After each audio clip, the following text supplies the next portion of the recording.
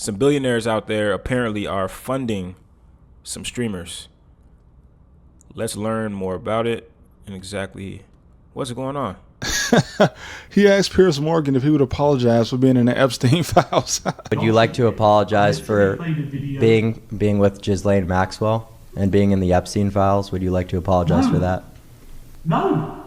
Because Based, no apology. Seriously though, what's going on with this guy? I'm sure everybody that knows him has heard about the Peter Thiel accusations, and I want to state clearly that I am very suspicious of this woman, because not only did she seemingly come out of nowhere, but she works for the Dubai royal family. Who is she? And why did she try to accuse Clavicular of being funded by Peter Thiel? But also, why did Peter Thiel invite Clav to a party? Since at least 2017, the people invited to party with Peter Thiel, at least the ones we heard about, were usually CEOs, billionaire investors, and politicians. But Clav himself has always said he was non-political. But still, there's been a lot of association with his name and Peter. But when I think about Clavicular being invited to Peter's party, it also makes me think about the several news outlets that reported that Peter's alleged boyfriend that he cheated on his husband with died mysteriously after working with people behind the scenes to push Peter out of politics. Now, Peter Thiel is a man who was mentioned over 2,000 times in the Epstein files, and he also received over $100 million from the US government. If you know who Peter Thiel is, then you don't need me to give you a rundown on why he scares me. But he's best known for being the founder of a company that totally doesn't store people's data, despite the fact that it was named after a fictional mass surveillance device from Lord of the Rings. Which I actually didn't know at first, but I should have figured it was something sinister since Palantir is not a real word. But recently, there's been a rumor that the billionaire Peter Thiel was helping fund the rise of Clavicular, which is possibly due to people trying to link the similarities in both of their views, but that might be a bit of a stretch, as Clav is known for being obsessed with achieving perfection when it comes to his physical appearance, and Peter mostly just seems to be a billionaire that might want to rule the world one day, and is currently using any politician he can to achieve that goal. So I don't really see what would connect him to a streamer, but this lady, I don't know. So two things are being used to link Peter to Clavicular's rise. One is that on stream, he winked at the camera and said that a person referred to as P loaned him $150,000. And some people believe this to be Peter Thiel. I got P. I got you. P loaned me $150,000 for the car. Now, a person being referred to as P doesn't really provide any proof, and the wink, although suspicious, also doesn't prove that P is Peter Thiel. And in an interview he did with this woman, he became visibly upset when she suggested that he was being funded by Thiel. That Peter Thiel backs you? That is fake news, yeah. I don't believe you. You don't believe me? No. Well, Peter Thiel does. I mean, you get like the correlation, right? Not really. Another instance is the fact that Clavicular has said himself multiple times that he was invited to a party by Peter Thiel. Peter Thiel's trying to get in your... Dude, that was the craziest one. I swear. You played that perfectly, bro. Yeah, I got blacklisted from his events now. That's what I heard. Bro, I called up Ed the other day and I was like, yo, I got an invite to this party with a bunch of billionaires. What company was it? Bro, I don't even want to stay. Yeah, let's not even don't even give them a club, bro. They're listening right now. And then he's like, you can only come on your own. And I'm like, whoa. But he declined to go, even comparing it to a Diddy party. Now, to me, this seems to be a rabbit hole that could go much deeper, but in a completely different direction than most people think. Do I think Clav was trolling when he said Peter invited him to a party? No. I actually believe that. But the only reason I can picture a 58-year-old man inviting a 20-year-old influencer to his party is that he wanted to start a relationship with him. Because although Thiel is married, another influencer, Jeff Thomas, was identified as his boyfriend, at least up until New Year's Eve 2022, when something happened. Now, multiple sources state that Peter's husband was angry about Jeff being present at Peter's New Year's Eve party. And that's obviously impossible to confirm, because if this guy was his boyfriend and it was supposedly a secret, I don't get why he would be at a party that Thiel's husband would also be present at. But what's widely agreed on is that about 3 months later, Jeff fell to his death at a condo in Miami. And this was a simple open and shut case. The Miami police didn't suspect any foul play, and some sources even claim that he might have fallen while taking a selfie. But since none of us were there, we can't say for sure what happened. But part of the reason it looked so suspicious was because a couple months before the New Year's Eve party, a man that was trying to find dirt on Peter Thiel had invited Jeff to meet him at the fancy Polo Lounge restaurant in Beverly Hills, which is how we got the confirmation that Jeff and Thiel actually met at Coachella in 2015, and that Thiel actually put him in a $13 million mansion somewhere around LA. Now, Could he have been trying to do the same thing with Clavicular, and this is why he got a party invite? It's very possible, and that also makes Clav's comparison of Peter's party to a Diddy party a little more spot on. But all of this ties into a conspiracy theory that Peter wanted to somehow take advantage of Clav's influence, which would definitely fit the agenda of a scary billionaire, as the whole looks maxing thing is very influential. But Clav didn't start this movement, and it's actually been going on since the 2010s when he would have still been a child, but to his credit, he did make it more popular than ever. But in my opinion, this woman, Micah, is who raises the most questions. So, I had never heard of her, and somehow she had $15,000 to pay Clavicular for an interview. And out of everything she could have talked about, she chose to ask him about Palantir and Peter Thiel, which is completely outside of the world Clavicular lives in. This guy isn't involved in politics and fundraising. He walks around Miami and Arizona trying to have sex with women. Out of every influencer Peter Thiel could be associated with, I just failed to see why this guy would be one of them. So I did some research, and this woman is Michaela LaLuz. I hope I said her last name right. And she doesn't even have 30,000 followers on Instagram, and she has less than 100,000 on TikTok. So if anything, it would appear that someone was funding her.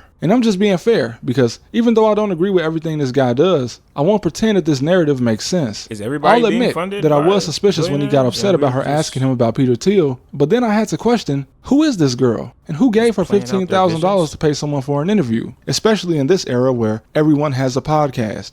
But apparently, she didn't just come out of nowhere, and she has a public LinkedIn profile that makes me very suspicious. She claims to work for a company in the private office of a Dubai prince, which right there What? shows that whatever she says needs to be analyzed, because it's well known that to be an influencer in the UAE, there are certain things you have to agree to say and not say. And despite going to college in Canada, she's been working in the UAE since at least 2022. And before that, it says she was a NFT collector? What the fuck am I reading? So it appears that she is funded by the royal family of Dubai, which I only say Whoa. because she works as an advisor in the sheik's private office. But how does someone get in a position like this? It's clear that she already had money before 2022 if she was collecting NFTs, and she appears to have been a manager and actress in some type of children's series. But before that, in 2017, she was also some kind of host, interviewing very prominent people, as she even provided pictures of herself with the former president of Poland, which is something that she was apparently doing while she was a student at Ryerson University. So does the UAE want people to think that this random kick streamer was funded by Peter Thiel? Or does she truly believe this accusation for some unknown reason? Who gave her this information? Now, I will say, it's very interesting that Peter Thiel has made some pretty big investments in the UAE, which would fit with Clav's accusation that Michaela is being funded by Peter Thiel. But her being funded by Peter Thiel would only make sense if maybe Peter was trying to give back at Clavicular for turning down his party invitation. Because theoretically, Peter Thiel's public image is so bad that merely accusing someone of being funded by him would make that person seem less credible. But again, all of this is a bit of a stretch. Her connections to the UAE are not though, and they are very strange to me. But we have to remember that the US runs on a never-ending back and forth distraction war between two sides. And it doesn't start with the average American, it starts with the people funding the political parties that run the country, such as Peter Thiel, a huge political donor. Because remember, if you see a famous person supporting a political party in the US or a politician, it's usually not because that's their actual opinion. It's because they were paid to do so. And this shouldn't be a surprise to anyone. I mean, even some of the Especially boomers with the realize Republicans, this. they be paying And we're all smart motherfuckers enough to know that before each them. news outlet has a side that's paying them to support this side or that side. And Clav is often referred to in the biased media. Man, bro. Man. It's this one girl that I got on Facebook, G. I'm not going to say her name, but she from the hood. You know, she from Chicago like me. And I remember one day I went on her Facebook and she had the MAGA, you know, she was wearing a MAGA hat and she was at like, you know, one of those meetings and shit, the conventions. And she was just surrounded by like a whole bunch of old motherfuckers. And then she was just like, MAGA this, we support MAGA, we support Trump, woo, woo, woo. Dissing black people, you know, she was like, black people was better off during, you know, during segregation. And she was just saying all of this crazy stuff. And then it dawned on me. I was like, why the hell is this girl from the hood talking like this? And in some of the videos, I'm looking at the people in the videos, you know, the old motherfuckers and shit like that. And then it dawned on me, somebody paid this bitch to do this. Somebody paid her to do that. And her thought ass was probably getting ran by some of them old guys, them old Republicans and shit, them old geezers and shit. They was probably running her ass on phone number because they definitely paid her to do that. I was like, damn. and she sold out, and she was happy about it, on bro. Like, she was just rubbing it in our faces. Sources as a right-wing influencer, despite the fact that he stated multiple times that he is not political, which makes sense. He's not political. I mean, his content is mostly just him going to the club or talking to girls. That is not political. That's called being a single guy in his 20s with a social. But he's not political, but he has the reach. He has the fan base. He has the reach, and that's what they want.